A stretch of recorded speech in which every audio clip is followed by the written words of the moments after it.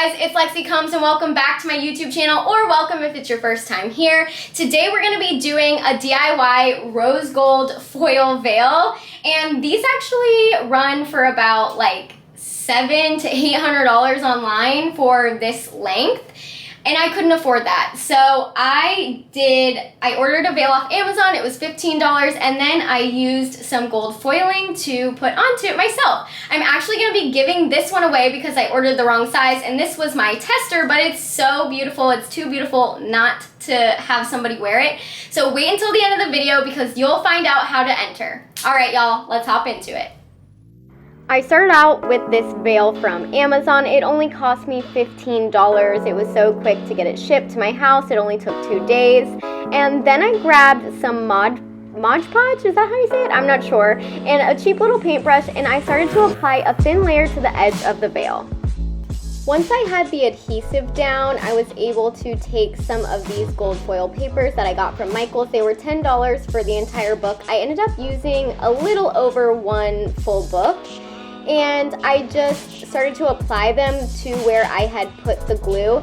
Now, it did take me a while to figure out what was the best way to put down this without ripping it and without getting glue everywhere. And it definitely wasn't my preferred method the way that I'm doing it here, but it took me about 6 hours to do this, so I definitely learned a lot along the way, and I will be sharing that during this video.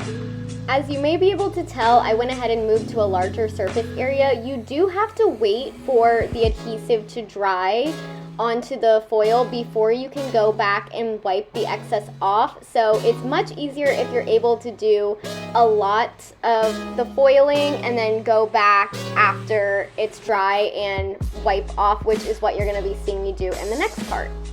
Also, as you just saw me doing, I found that having a large piece of parchment paper and using either the brush or just my fingers to apply pressure down to the rose gold foiling and just make sure that it was actually adhered to the veil was a much better method than using the parchment paper that was provided within the actual book of foil.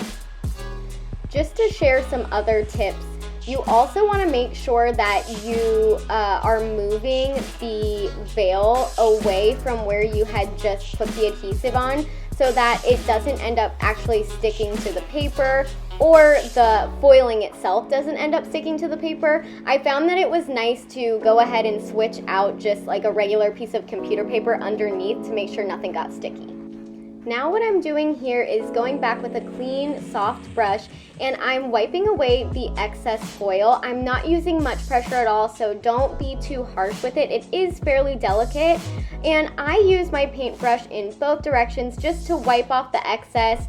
Remember, it's only gonna stick to where you actually put the glue, and that's the fun part. You get to be creative about what design you want, and brushing it both ways definitely makes it look a lot more organic and like it's meant to be there. I want to say a huge thank you to everybody who has subscribed to me. I just hit 1,000 subscribers here on YouTube and 75,000 followers over on TikTok.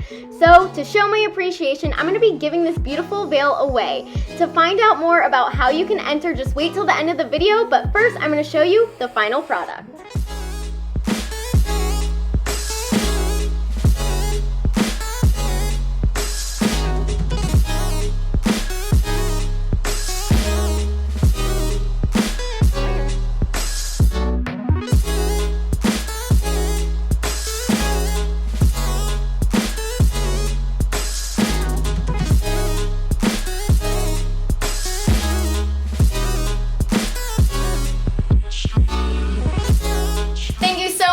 Watching my video. If you guys like this and you want to enter to win this amazing veil, the only requirements are that you live within the United States so that I can afford to ship it, and that you comment the word love in the comment sections below. And if you want, you can tell me when your wedding date is. That's totally optional, but I do love to know.